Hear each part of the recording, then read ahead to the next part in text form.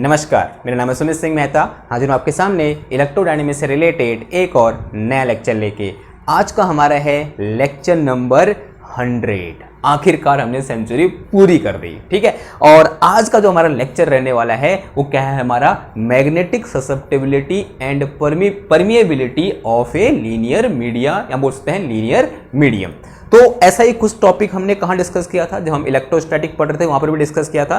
लेकिन वहां पर टॉपिक का नाम क्या था हमारे पास, वहां पर कुछ टॉपिक ऐसा था कि electrical susceptibility and permittivity of linear dielectric. लेकिन यहां पर क्या है, लीनियर मीडिया है, और यहां पर क्या आ गया, परमिएबिलिटी आ गया, और यहां क्या आ गया, मैग्नेटिक ससेप्टिबिलिटी आ गया, ठीक है। तो लगभग जो हमारा करने का तरीका रहेगा वैसा ही रहेगा जैसा हमने कहा किया था जब हम किसकी बात कर रहे थे, इलेक्ट्रोस्टैटिक में जैसा हमने पढ़ा था। थोड़ा बहुत यहां पर भी हम क्या करेंगे वैसे ही डिस्कस करेंगे, ठीक है। तो एक काम करो, रोज की तरह कोई पेन निकालो और उसके ऊपर हेडिंग लिखो क्या, magnetic susceptibility and permeability of linear media. और जो करने का तरीका रहेगा, इसको पढ़ने का तरीका रहेगा कैसा रहेगा, एक बार हम किसको देखेंगे, इलेक्ट्रोस्टैटिक में जो हमने किया था उसको देखेंगे, और फिर जो आज हम यहां पर करने वाले हैं मैग्नेटोस्टेट में उसे देखेंगे, ठीक है। ताकि आप क्या कर पाओ, आप इसको रिलेट कर पाओ जो आपने पहले पढ़ा हुआ है उससे। ओके, तो हम इलेक्ट्रोस्टैटिक में क्या डिस्कस कर रहे थे, कुछ ऐसा हमने डिस्कस किया था। अगर हम बात करें किसकी, इलेक्ट्रो, इसको लिखते चलना, ठीक है, ऐसे ही पढ़ेंगे हम इसको, ठीक है। इलेक्ट्रोस्टैटिक में हमने क्या डिस्कस किया था, कुछ ऐसा था कि हम ये बोल रहे थे कि जब भी हम क्या करते हैं, किसी एक डाइलेक्ट्रिक को हम इलेक्ट्रिक फील्ड में रखते हैं तब वो डाइलेक्ट्रिक क्या हो जाता है, पोलराइज हो जाता है। ओके, और वो कितना पोलराइज होगा वो किस बात पर डिपेंड करता है, हमने वहां पर कितना इलेक्ट्रिक फील्ड लगा रखा है उस पर डिपेंड करता है। और ये पढ़ा था हमने कि जो पोलराइजेशन होता है वो डायरेक्टली प्रोपोर्शनल टू ई होता है। क्या पढ़ा था वहां पर, हमने कुछ ऐसा पढ़ा था कि polarization P is directly proportional to E। E क्या है मेरे पास, अप्लाई इलेक्ट्रिक फील्ड, या बोल सकते हैं एक्सटर्नल इलेक्ट्रिक फील्ड है क्या, E। यानी P क्या होता है, डायरेक्टली प्रोपोर्शनल होता है किसके, E के होता है। यानी E ज्यादा होगा तो पोलराइजेशन भी ज्यादा होगा, अगर E कम होगा तो पोलराइजेशन भी क्या होगा, हमारा कम होगा। ओके, और जैसे में यहां पर प्रोपोर्शनल साइन हमने वहां पर हटाया था, तो after removing the proportionality sign यहां पर एक कांस्टेंट आया था। वो कांस्टेंट क्या आया था मेरे पास, XE आया था, और इंटू क्या आया था, E आया था। अब हमने इस XE को क्या बोला था, हमने वहां पर इलेक्ट्रिक ससेप्टिबिलिटी बोला था, और हमने ये पढ़ा था कि this electric susceptibility is unitless and dimensionless. और इसे डायमेंशनलेस बनाने के लिए हमने यहां पर क्या किया था, एक क्वांटिटी एप्सिलॉन नॉट से क्या किया था, इस तरीके से मल्टीप्लाई किया था। और एप्सिलॉन नॉट क्या था हमारे पास, this epsilon naught is permittivity of free space. Clear है बात। तो ये क्या आया था, रिलेशन निकल के आया था किसके बीच, हमारे पास P और इलेक्ट्रिक फील्ड के बीच। इतना याद है आपको, अगर इतना याद है तो बहुत अच्छी बात है। ऐसा हमने वहां पर क्या किया था, डिस्कस किया था। ओके, नाउ जब हम किसकी बात करते हैं, अब हम यहाँ मैग्नेटोस्टैटिक की बात करते हैं। किसकी बात करते हैं, अगर दो पार्ट में डिवाइड करूं, अगर हम बात करूं किसकी, मैग्नेटोस्टेट की, मैग्नेटोस्टैटिक्स की बात करूं, तो मैग्नेटोस्टैटिक्स में क्या होता है, मैग्नेटाइजेशन होता है। क्या होता है, मैग्नेटाइजेशन। और मैग्नेटाइजेशन कब होता है, जब हम किसी एक मटेरियल को, या बोल सकते हैं किसी एक मीडियम को, वो क्या हो सकता है, आयरन हो सकता है, वो क्या हो सकता है, सिल्वर हो सकता है, वो गोल्ड हो सकता है, वो वाटर हो सकता है, वो कोल्ड वाटर हो सकता है, वो कुछ भी हो सकता है, ठीक है। जब मैं किसी भी एक मीडियम को या फिर मटेरियल को हम एक्सटर्नल मैग्नेटिक फील्ड में रखते हैं तब वो क्या हो जाता है, मैग्नेटाइज हो जाता है। अब यहां पर मैग्नेटाइजेशन के दो तरीके होते हैं, एक या तो वो पैरामैग्नेटाइज हो जाएगा, या वो क्या हो जाएगा, डाईमैग्नेटाइज हो जाएगा। या बोलते हैं या तो वो मटेरियल पैरामैग्नेट की तरह बिहेव करेगा, या वो मटेरियल डाईमैग्नेट की तरह क्या करेगा, बिहेव करेगा। लेकिन दोनों में क्या होगा, मैग्नेटाइजेशन होगा। तो यहां पर भी जो मैग्नेटाइजेशन M होता है वो एक्चुअल में क्या होता है, डायरेक्टली प्रोपोर्शनल टू क्या होता है, B होता है। क्या होता है, डायरेक्टली प्रोपोर्शनल टू B होता है, ठीक है। नहीं, B क्या है यहाँ पर, एक्सटर्नल मैग्नेटिक फील्ड, जो मैग्नेटिक हमने क्या कर रखा है, अप्लाई कर रखा है, यहाँ पे बोलते हैं एक्सटर्नल मैग्नेटिक फील्ड। ओके, तो M is directly proportional to external magnetic field. और जैसे ही मैं क्या करूंगा, यहां पर इस प्रोपोर्शनलिटी साइन हटाऊंगा तो क्या आएगा, यहां पर एक कांस्टेंट आएगा, and this constant here XM, और इनटू कितना आ जाएगा, B आ जाएगा। ठीक है, जैसे यहां क्या आया XE आया, उस तरीके से यहां क्या आया XM आया, and this XM is magnetic susceptibility. जो XM मैंने यहां पर लिखा है इसी को हम क्या बोलते हैं, मैग्नेटिक ससेप्टिबिलिटी बोलते हैं। अब यहां पर जो मैग्नेटिक ससेप्टिबिलिटी होती है ये भी कैसी होती है, डायमेंशनलेस क्वांटिटी होती है। जिस तरीके से यहां पर क्या थी मेरे पास XE डायमेंशनलेस क्वांटिटी थी, सिमिलरली यहां पर XM भी क्या होती है, डायमेंशनलेस क्वांटिटी होती है।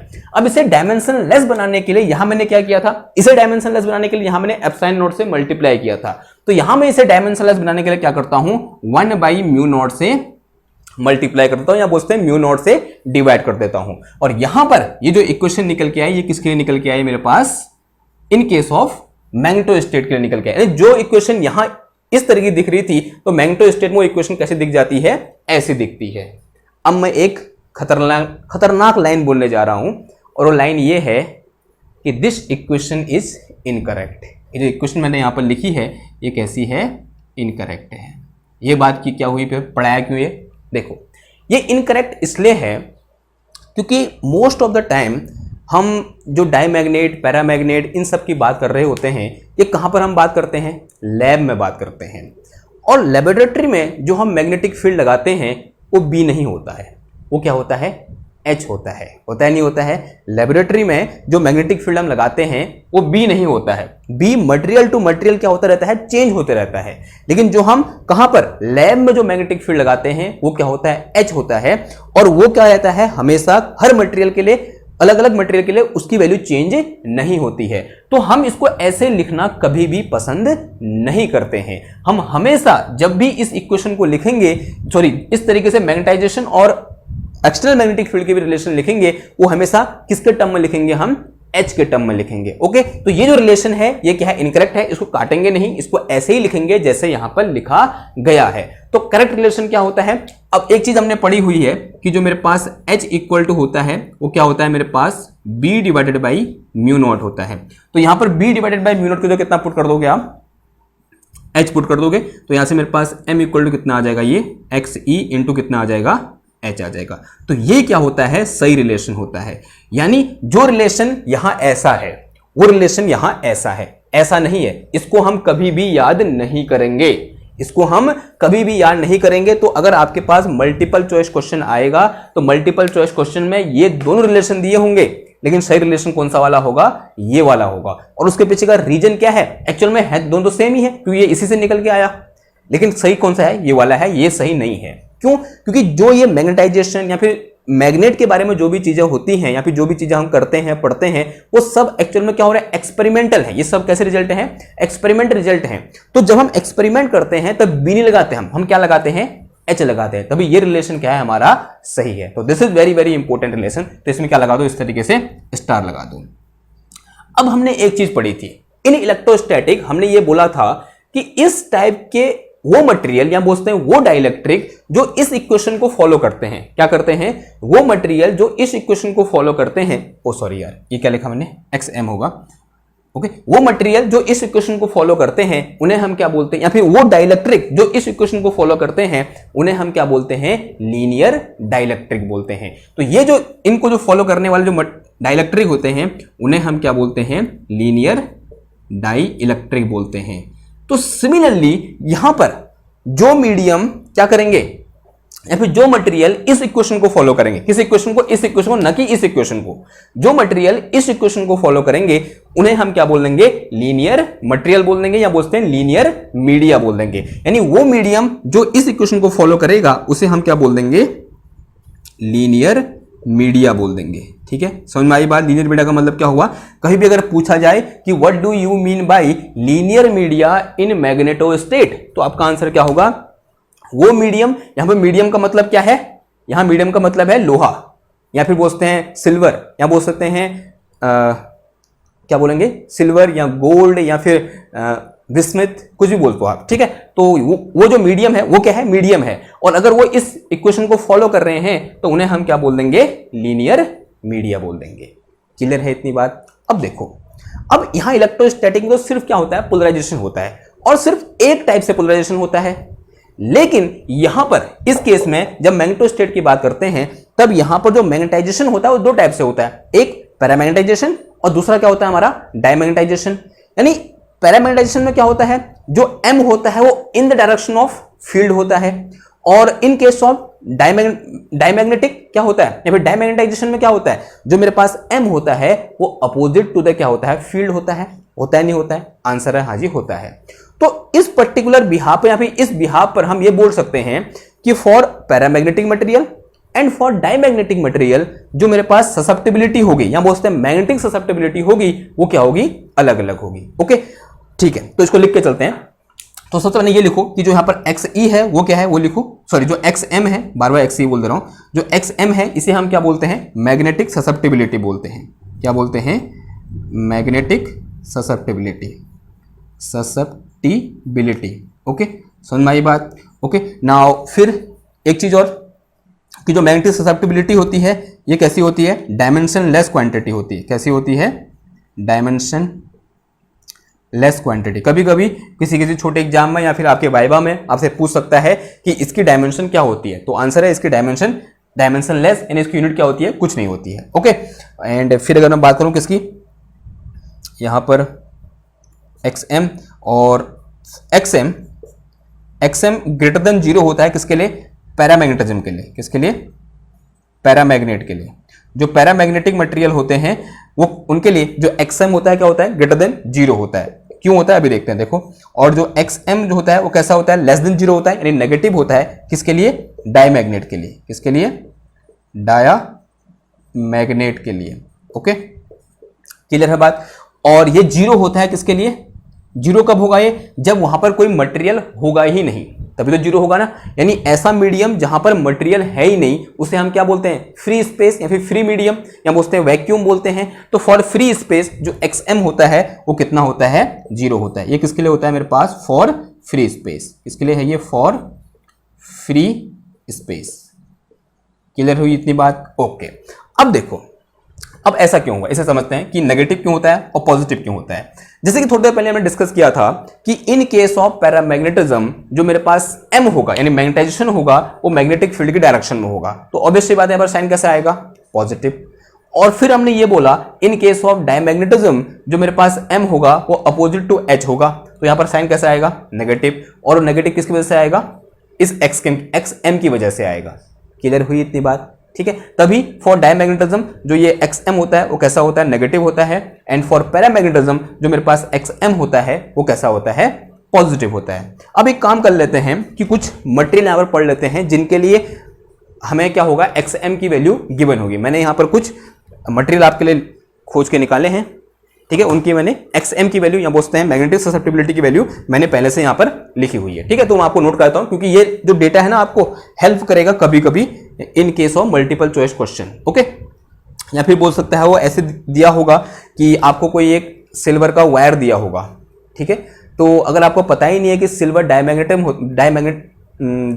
होता है इन नेचर, या बोलते हैं उसमें जो मैग्नेटाइजेशन होता है वो कैसा होता है, डायमैग्नेटाइजेशन होता है, तब वहां पर हो सकता है ऐसा ऑप्शन हो वो सिर्फ इस नॉलेज से वहां पर उसका आंसर, सॉरी ऐसा क्वेश्चन हो उसका आंसर सिर्फ इस नॉलेज से निकल रहा हो कि अगर आपको ये पता है कि सिल्वर डायमैग्नेटिक होता है तो आप उसका आंसर सीधे टिक कर दो।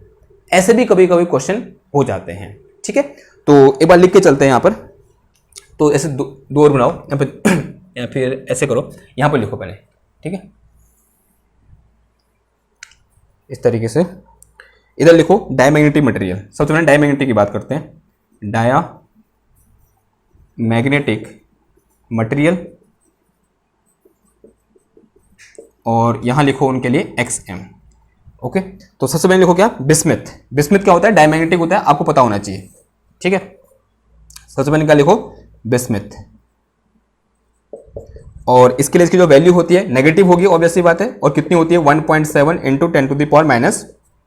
10⁻⁴ होती है। ओके फिर लिखो गोल्ड। गोल्ड भी कैसा होता है हमारा, डायमैग्नेटिक होता है इन नेचर। अगर गोल्ड डायमैग्नेटिक है तो इसको मैग्नेटिक फील्ड में रखने पर ये मैग्नेट की ओर अट्रैक्ट होगा या रिपेल होगा, रिपेल होगा। तो गोल्ड को क्या करेगा, मैग्नेट हमारा रिपेल करेगा, ठीक है। सोना क्या होगा, दूर जाएगा। तो हमसे सोना दूर जा रहा है, इसका मतलब हम क्या है, मैग्नेट है या नहीं है, मेरे पास तो बिल्कुल भी नहीं है यार। तो कितना आ गया, 3-3.4 × 10⁻⁵ होता है। सिल्वर भी कैसा होता है, डायमैग्नेटिक होता है इन नेचर, और इसकी वैल्यू कितनी होती है, माइनस का 2.4 इंटू 10⁻⁻5 होती है। अगला आता है कॉपर। कॉपर भी कैसा होता है हमारा, डायमैग्नेटिक होता है, यानी जितने भी हमारे पास यहाँ पर क्या है, मेटल हैं, ऑल मेटल नहीं, मेटल हैं, अधिकतर मेटल कैसे होते हैं हमारे, डायमैग्नेटिक होते हैं। और हमारे पास कॉपर का कितना होता है, दिस इज माइनस का 9.7 इंटू 10⁻⁻6 10⁻⁻6 ऐसा कुछ होता है। फिर अगर बात करें किसकी, हम वाटर की बात करें तो वाटर में कितना होता है, ये माइनस का 9.0 इंटू 10⁻⁻6 होता है। और कार्बन डाइऑक्साइड CO2 भी कैसी होती है, डाइलेक्ट्रिक होती है इन नेचर, और इसकी वैल्यू कितनी होती है, माइनस का 1.1 इंटू 10⁻⁸ होती है, ठीक है। और हाइड्रोजन H2 की बात करें तो जो H2 गैस होती है वो भी कैसे होती है, डाइलेक्ट्रिक होती है इन नेचर, और इसकी वैल्यू कितनी होती है, माइनस का 2.1 इंटू 10⁻⁹ होती है, ठीक है। तो ये क्या है, एक इंपॉर्टेंट डेटा है, इसे क्या कर लो, लिख लो। इनमें से अगर दो भी याद हो गए, एग्जैक्ट याद नहीं भी हुए, और यहां पर हमने नेगेटिव साइन लगाया और पावर थोड़ा बहुत याद है, और अप्रॉक्स अगर आप पावर यहां पर देखो ऑन एन एवरेज किसके अबाउट है, 10⁻⁻5 की क्या है, मतलब आसपास है। समझ में आ रही बात आपको इतनी, ओके ना। अब बात करते हैं किसकी, पैरामैग्नेट की बात करते हैं। किसकी बात करते हैं, पैरामैग्नेट मटेरियल। ये उतारा आपने, इसे कुछ क्वेश्चन नंबर 1 बोल देना, ठीक है, क्योंकि अभी आगे करेंगे इसमें हम। अगला लिखो क्या, पैरामैग्नेट मटेरियल, इधर लिखो आप, नीचे ऐसे कॉपी में नीचे लिखते रहना, मैं ऐसे लिख रहा हूं, ऐसे मत लिख लेना। तो पैरामैग्नेट,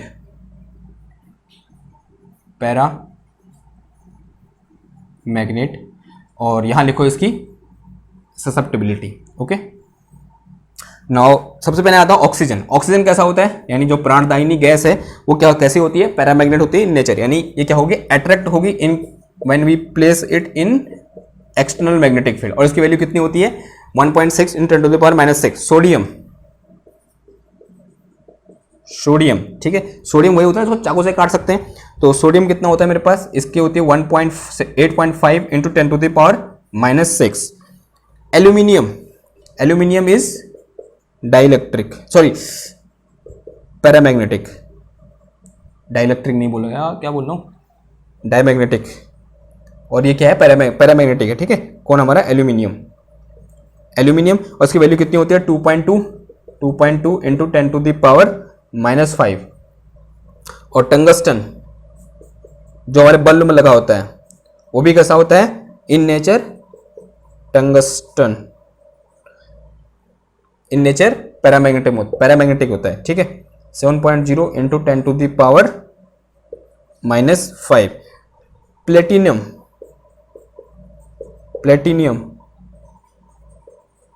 प्लेटिनियम इसका भी कैसा होता है, पॉजिटिव होगा, यानी कैसा होगा, ये भी पैरामैग्नेटिक होता है, उसकी वैल्यू कितनी होती है, 10⁻⁻4 होती है, ठीक है। और लिक्विड ऑक्सीजन यानी O2 कहां पर, एट 200 डिग्री सेल्सियस। ऑक्सीजन को अगर हम -200 डिग्री सेल्सियस पर रखेंगे तो ये क्या बन जाएगी, लिक्विड ऑक्सीजन बन जाएगी, यानी ठंडा करने पर वो क्या बन जाएगी, लिक्विड ऑक्सीजन, यानी गैस क्या हो जाएगी, लिक्विड में चेंज हो जाएगी। और इसका जो वैल्यू होती है XM की, वो कितनी होती है, 3.9 इंटू 10⁻³ होती है, ओके। इतने बहुत है। ये क्या हो गए हमारे पास, कुछ मटेरियल हो गए, कुछ पैरामैग्नेटिक मटेरियल और कुछ डायमैग्नेटिक मटेरियल, और उनके लिए मेरे पास ये क्या है, मैग्नेटिक ससेप्टिबिलिटी है। और आप देख सकते हो दोनों ओर इसकी मैग्नेटिक ससेप्टिबिलिटी नेगेटिव है और यहाँ क्या है, पॉजिटिव है। और दोनों ओर जो हर मटेरियल की जो वैल्यू है, मैग्नेटिक ससेप्टिबिलिटी की वैल्यू है, वो लगभग 10⁻⁵ के ऑन एवरेज 10⁻⁵ के अगल बगल इर्द गिर्द क्या कर रही है, घूम रही है। इधर भी देख सकते हो आप और इधर भी क्या कर सकते हो, देख सकते हो। इतनी बात समझ में आई आपको, ओके।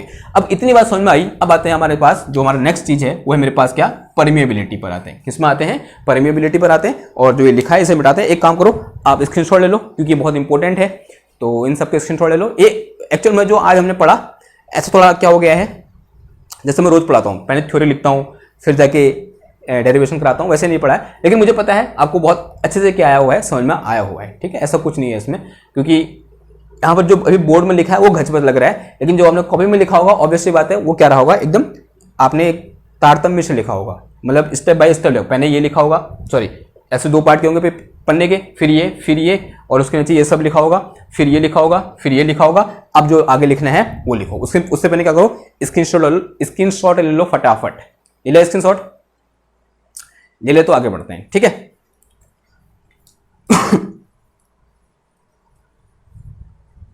पानी पी लूँ मैं?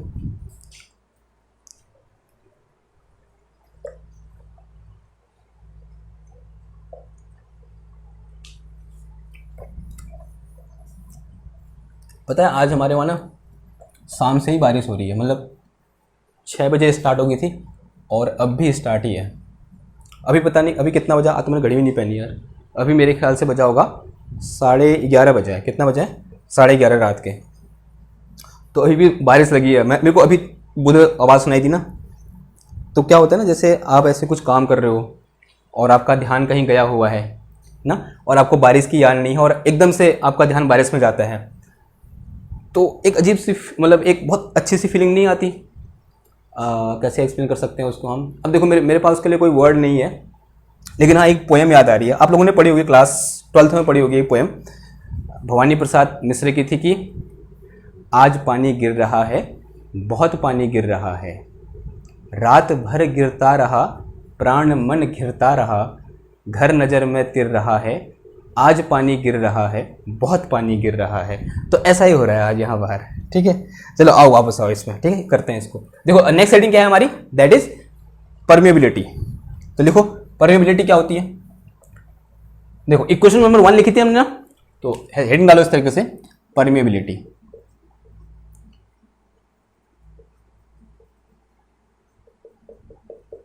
Permeability and is represented by mu. ठीक है, देखो since we know what we know कि this m is equal to xm into H, ऐसा कुछ पढ़ा है हमने। ठीक है, कि m इक्वल टू कितना है मेरे पास, xm इंटू एच है। और एक चीज और जानते हैं हम, और we also know from our previous classes that कि h इक्वल टू कुछ ऐसा पढ़ा हमने, h equal to 1/μ0 and into b, फिर क्या पढ़ा है यहाँ पर, माइनस का m, ऐसा कुछ पढ़ा है। तो यहाँ से मेरे पास b इक्वल टू कितना आ गया, b इक्वल टू या फिर b upon μ0 is equal to कितना आ जाएगा, h प्लस m आ जाएगा। कितना आ जाएगा, h प्लस m। तो यहाँ से मेरे पास b इक्वल टू कितना आ गया, μ0 into this is h plus m आ जाएगा। और m की जगह मैं ये वैल्यू पुट कर सकता हूँ, आंसर आज ही कर सकता हूँ। तो यहाँ से मेरे पास b इक्वल टू कितना आ गया, μ0 इंटू h प्लस xm। अब इसमें xm बोलना है, कोई झाई हम कुछ ऐसे ही बोलते हैं, वो उन पर डिपेंड करता है। अब मैं xm ही बोल रहा हूँ तो xm चलेगा। ओके, xm इंटू h और ये कितना आ गया, b equal to μ0 into h बाहर ले लिया हमने, अंदर कितना बच गया, 1 प्लस xm और इंटू कितना आ गया, h आ गया। ठीक है, इसे क्या बोल दो, सम इक्वेशन नंबर 2 बोल दो। ये क्या है मेरे पास, इक्वेशन नंबर 2 है। अब यहाँ पर जो ये क्वांटिटी है, ये जो क्वांटिटी है यहाँ पर हेयर जो यहाँ पर μ0 इंटू 1 प्लस xe है, इसी को हम क्या बोलते हैं, परमिएबिलिटी बोलते हैं। क्या बोलते हैं, परमिएबिलिटी बोलते हैं। तो this is permeability and it is represented by mu. किससे रिप्रेजेंट करते हैं हम इसको, म्यू से रिप्रेजेंट करते हैं। तो μ0 इंटू 1 प्लस xm, बार बार x ही हो जा रहा है, 1 plus xm is equal to कितना आ जाएगा मेरे पास, म्यू आ जाएगा। तो म्यू क्या है मेरे पास यहाँ पर, परमिएबिलिटी है, फिर परमिएबिलिटी ऑफ एनी मीडियम या फिर बोलते हैं हाँ, और एनी मीडिया। तो 1 plus xe, here mu is permeability of any media. तो ये क्या है, एक बहुत इंपॉर्टेंट फॉर्मूला है। अब देखो यहाँ पर एक और टर्म हम डिफाइन करते हैं, दैट इज रिलेटिव परमिएबिलिटी। क्या डिफाइन करते हैं, रिलेटिव परमिएबिलिटी। क्या होती है relative permeability, relative permeability is represented by mu r. ठीक है, तो अगर मैं इस इक्वेशन को ध्यान से देखूं तो ये मेरे पास क्या है, म्यू इक्वल टू कितना है मेरे पास, μ0 इंटू 1 प्लस xe है, सॉरी मैं xe क्यों लिख रहा हूँ बार बार, तो दिस इज xm, कितना है ये, xm है। तो ये मेरे पास कितना आ जाएगा, म्यू डिवाइडेड बाय μ0 अगर निकालूंगा ये कितना आ जाएगा मेरे पास, ये आ जाएगा 1 प्लस xm आ जाएगा। कितना आ जाएगा, 1 प्लस xm, और इसी को हम क्या बोलते हैं, रिलेटिव परमिएबिलिटी बोलते हैं। ये जो मेरे पास है वो क्या है मेरे पास, रिलेटिव परमिएबिलिटी है। कॉपी भरनी है तो आप ऐसे लिख सकते हो, mu r is equal to mu divided by μ0। और भरनी है तो इसके आगे आप और भी लिख सकते हो कि, अभी मत लिखो, अभी ऐसे रहने दो। ठीक है, तो इसको ऐसे लिख सकते हो, तो इसे क्या बोल दो, या फिर इसको ऐसे लिख दो कि mu r is equal to, या फिर हाँ तो हो ही गया ना, इसे कुछ इक्वेशन नंबर कितना बोल दो, 3 बोल दो। ओके, और यहाँ पर जो म्यू आर है वो कितना है मेरे पास, 1 + XM है, ऐसे कुछ लिख दो। Okay, and since we know, लिखने के तरीके हैं कैसे भी लिख सकते हो आप, ठीक है। तो आपको दिमाग में रहना चाहिए, ये रटना नहीं है, ये सब सिर्फ एक इक्वेशन रटो, मतलब याद करो ये वाली, बाई को तो अपने आप आ जा रहा है। ओके, तो सिंस वी नो क्या है हमारे पास कि जो फॉर फ्री स्पेस,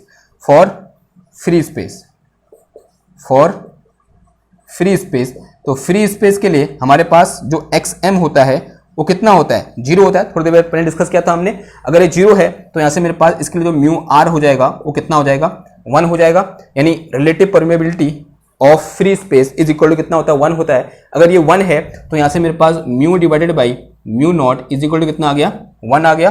अगर मेरे पास यहाँ पर mu divided by mu naught is equal to कितना आया, 1 आया, तो यहाँ से मेरे पास म्यू इक्वल टू कितना आ गया, म्यू नॉट आ गया। तो यहाँ पर जो म्यू नॉट है वो किसके बराबर है, म्यू के बराबर है। इसका मतलब म्यू नॉट होता है वो क्या होता है, mu naught is permeability of free space. दिख रहा है, this is permeability and mu naught is permeability of free space. Because ये कब आया, जब हमने यहाँ पर क्या कौन सी कंडीशन लगाई, फ्री स्पेस वाली कंडीशन लगाई। तो म्यू नॉट क्या होता है मेरे पास, परमेबिलिटी ऑफ फ्री स्पेस। ये क्या होता है हमारे पास, परमेबिलिटी ऑफ फ्री स्पेस होती है, ठीक है। और इसकी वैल्यू क्या होती है, आप घर से लिख के लाओगे, क्योंकि ये मैंने पहले पढ़ा रखा है कि इसकी वैल्यू कितनी होती है, 4 पाई × 10⁻⁷। ओके, यूनिट आपको लिख लेना। ओके, अगर ये इतना पता चल गया, बस यही है इसमें, और क्या है, कुछ भी नहीं है। समझ में आई बात, तो टॉपिक क्या हो गया हमारे, पूरे हो गए। नहीं, एक टॉपिक और बचा है, दैट इज रिलेशन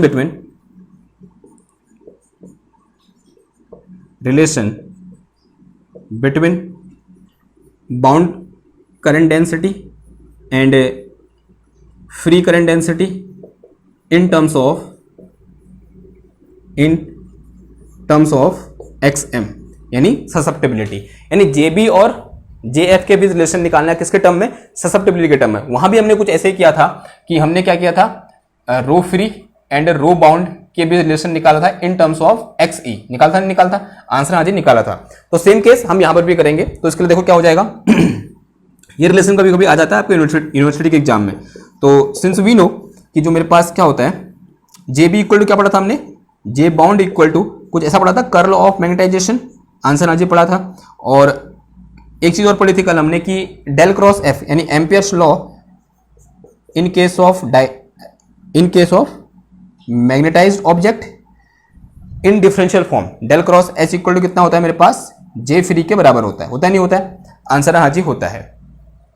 अगर ऐसा होता है तो यहां से मैं क्या कर सकता हूं, और H इक्वल टू या फिर M इक्वल टू क्या होता है हमारे पास, तो यहां से मेरे पास del cross M is equal to J bound.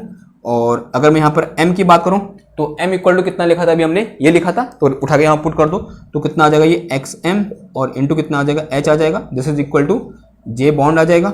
और XM तो कांस्टेंट होता है किसी भी एक मीडियम के लिए, तो ये मेरे पास कितना आ गया, डेल क्रॉस H आ गया and this is equal to JB आ गया। अब देखो ये क्या है मेरे पास, ये JF के बराबर है, J फ्री के बराबर है। तो यहाँ से मेरे पास JB इज इक्वल टू कितना आ गया, XM इंटू कितना आ गया, J फ्री आ गया। तो यही क्या होता है, रिलेशन होता है। And this is very very important relation. इस रिलेशन को क्या रखना है, आपको याद रखना है कि J बाउंड और J फ्री के बीच जो रिलेशन होता है वो क्या होता है, इन टर्म्स ऑफ XM ये रिलेशन होता है। ठीक, क्लियर बात। XM क्या है, मैग्नेटिक ससेप्टेबिलिटी है। यहाँ पर कोई दिक्कत है यहाँ तक, आई होप यहाँ तक कोई भी दिक्कत नहीं होनी चाहिए। तो ये क्या हो चुका है, हमारा जो लीनियर मीडियम था वो क्या क्या होता है, और वहां पर हम किस तरीके से मैग्नेटिक ससेप्टेबिलिटी को और परमेबिलिटी को और रिलेटिव परमेबिलिटी को और परमेबिलिटी इन फ्री स्पेस को किस तरीके से डिफाइन करते हैं, वो हमने क्या किया, आज देखा। ओके, ये थोड़ा सा कैसा रिलेशन था, आपको सिर्फ लिंक करना था किससे, इलेक्ट्रोस्टैटिक को मैग्नेटोस्टेट से, बस दिमाग में ये बैठा के चलना था और आपका जो आएगा कैलकुलेशन है वो अपने आप ही आ जा रहा था। यहां पर कोई ऐसा हमने नया टॉपिक डिस्कस नहीं किया है, बस जो हमने पहले पढ़ चुके हैं उन्हीं के भाई बंधु आज हमने दोबारा से डिस्कस कर लिए। हाँ, थोड़ा सा क्या था, जो टर्मिनोलॉजी थी अलग अलग हो गई थी। वहां इलेक्ट्रिक फील्ड था, यहाँ मैग्नेटिक फील्ड हो गया। वहां पोलराइजेशन था, यहाँ मैग्नेटाइजेशन हो गया। ठीक है, बस इतना ही चेंज था। जैसे वहां इलेक्ट्रिक ससेप्टिबिलिटी थी, यहाँ मैग्नेटिक ससेप्टिबिलिटी हो गई। ठीक है, वहां पर परमिटिविटी थी, यहाँ क्या हो गया, परमिएबिलिटी हो गया। वहां रिलेटिव परमिटिविटी थी, यहाँ क्या हो गया, रिलेटिव परमिएबिलिटी हो गया। ठीक है, समझ में आई बात। तो यही क्या है, थोड़ा बहुत यहाँ पर चेंज है, बाकी यहाँ पर कोई भी चेंज नहीं है। आपको सिर्फ क्या रखने हैं, ये फॉर्मूले याद रखने हैं। ये फॉर्मूला कभी कभी सीधे पूछ दिया जाता है, कभी कभी ये फॉर्मूला आपको डायरेक्ट पूछ दिया जाएगा, सिर्फ यहाँ पर माइनस प्लस का अंतर कर दिया जाएगा। ठीक है, समझ में आई बात। और